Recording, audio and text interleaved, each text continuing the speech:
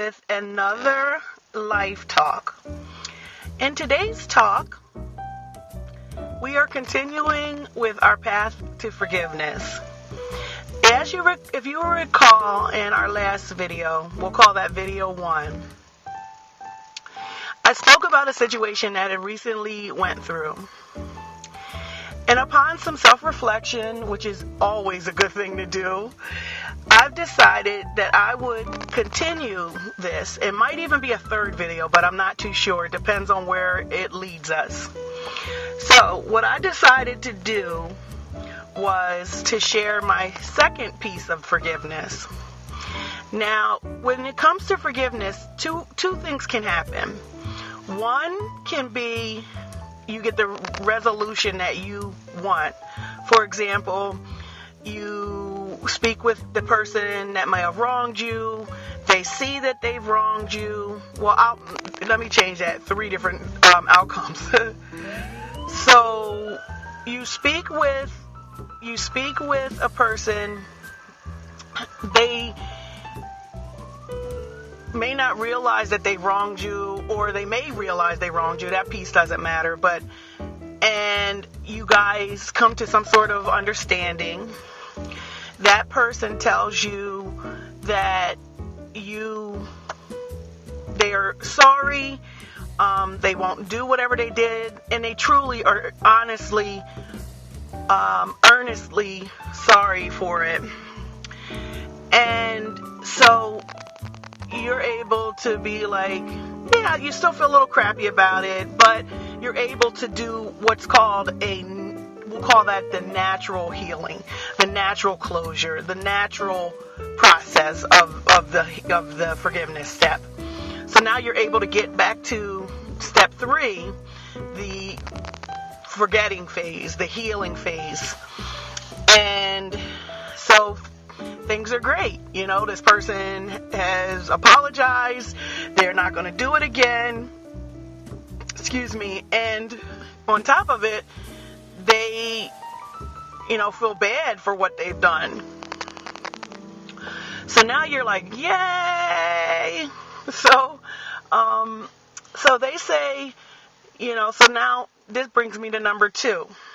Now, number 2 is you go and you talk to the person, and they're like, they didn't do anything wrong. Now your feathers are up, and you're like, what? I don't think so. And so now you got more of a confrontational type thing, which is never good, because nobody ever really comes out on top of those type of situations. And that's not the type of person that you want to be anyway. So nothing happens. Well, for your sanity, for your peace of mind, you have to say, okay, that person is not going to give me what I need to begin step 3. That person's not going to give me what I need to move forward in my process, in what I need to do. So what I find so strange and crazy or whatever is that sometimes that's harder to heal from, which is natural because nothing's happening. Okay, nothing's happening. But you have to take a step for yourself. You have to look out for yourself, because nothing's good is going to come from you holding on to resentment, for you not forgiving. So you have to forgive that person, and you need to work on forgetting so that you can exist in a place of wholeness, so that you can exist in a place of completion. I'll say that. And completion meaning that situation. Then you have the third situation. Now, this might be a person that wronged you. Maybe they're far away. You've lost contact with them, but you're still carrying that pebble of pain in your heart. Or maybe the person has died. Maybe they're no longer here anymore, So you can't go to them, and maybe something happened in your childhood and you can't go to that person. They're no longer alive. They wronged you somehow. You know, it could be somebody in your family. It could be somebody that you went to school with. It could be anybody, you know what I mean? But you're not able for whatever reason to reconnect with that person, to find out, to get to that first step that I had said, that first situation of the closure, of the good closure, the healthy closure. So in situations 2 and 3, there's a couple things you're going to need to do. Because you're going to be kind of doing this with yourself, and the other person is not going to be involved in it. So, in any type of a situation, there's a start and a finish, a beginning and an end, an open and a close. So what you have to do for yourself so that you can heal yourself, and I go back to my journal. The journaling is such a wholesome, healing thing to do. To take, and it doesn't have to be like some deep thing that, I know a lot of things that I've healed over in the past that has happened to me, or different things that have went down in my personal life. For me, journaling has been such a key piece to that, because sometimes we're carrying poison around that we may have received from somebody else, or whatever, and we're carrying that around inside of us, and it's eating away at us, keeping us from living in our happiness, living in our excellence. And how I'm always talking about, get to your excellence, work on getting to your excellence, exist in your excellence. Well, there's things, little pebbles, like little tiny pebbles that could be inside your heart, that are like, they're there, and they're just like, they're taking a place in your heart, and they're taking a place that they don't, for one, have a right to. They need to be removed. So by journaling, by writing out your thing, and you can put it somewhere where nobody else can read it, you can rip it up, or destroy it once you've written everything out that you needed to write out. Whatever you need to do, you can share it with somebody who you really trust and talk it over with them. But no matter what you choose to do with it, it's so cleansing. It is so healing to pull that stuff outside, to write it down, to get it out there, or if you're the person that's wronged somebody, and maybe I will do a video on that, because, we've all done something wrong in our life, because none of us are perfect. And that's the thing. As long as we keep in mind that none of us are perfect, and when somebody has wronged us, we may have wronged somebody else, maybe not to that degree or on that level, but we might have done, we all made mistakes in different areas of our life, because we're human. There's not one person that hasn't made a bad choice, a bad decision, a bad move, hurt somebody's feelings, done something that might not have been the best thing to do. So back to my original course of thought.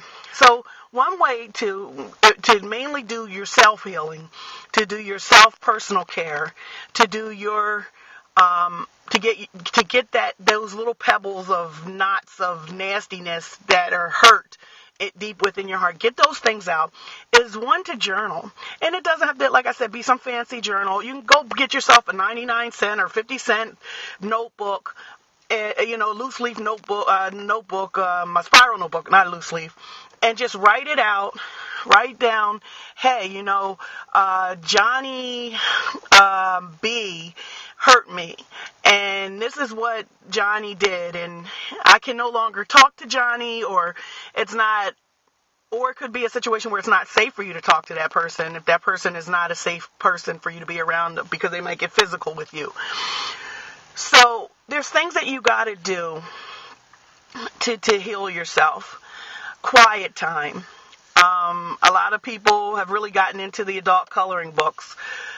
I know there was a really dark time in my life where I had got into coloring mandalas.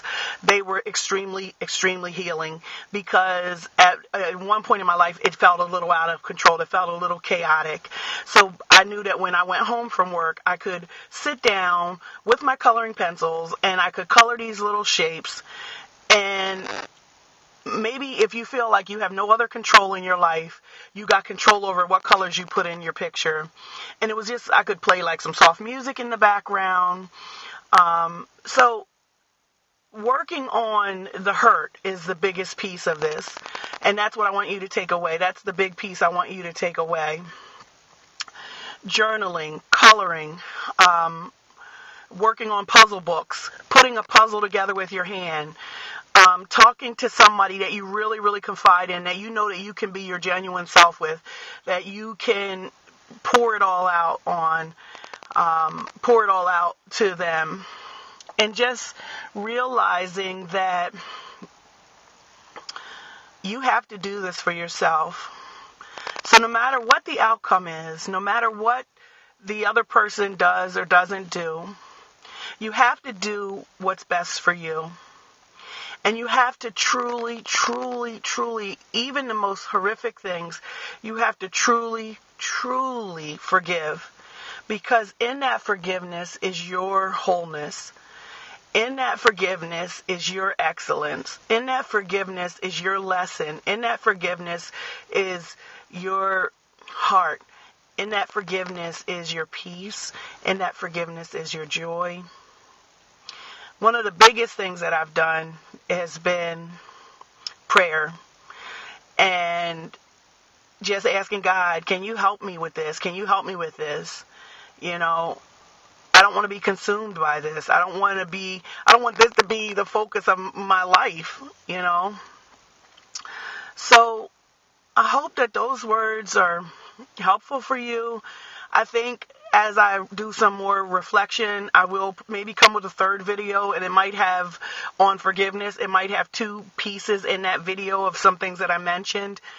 But I just don't want to put it out there. I want to think about it, and I want it to be really from my heart. And some, like these life talks are lessons and things that you can take and hold them in your heart. And they're good little things that you can, good pebbles, good shiny pebbles that you can put into your heart to replace some of those nasty, angry, mean pebbles that are taking up space that they don't have a right to.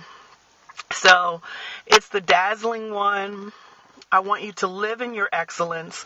I want you to see that you are amazing, that you have wonderful gifts to give.